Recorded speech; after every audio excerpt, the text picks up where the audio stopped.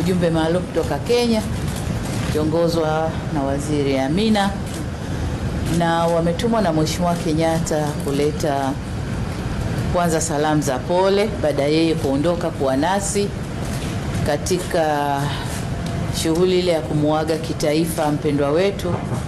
Kama mnavyojua alikuwa nasi, lakini bado kaona haitoshi, kaleta salamu maalumu kuja kutoa pole kwa Watanzania, lakini pia kwa upande wao kutuhakikishia kwamba wapo tayari kufanya kazi na Tanzania, wako tayari kuzidisha mahusiano yetu na tufanye kazi kwa maendeleo ya nchi zetu, lakini pia kwa jumuiya yetu Afrika Mashariki. Sasa ndani yake hapo kuna mambo mengi ambayo tutayazungumza kidiplomasia, kupitia njia za diplomasia ili kuimarisha uhusiano wetu.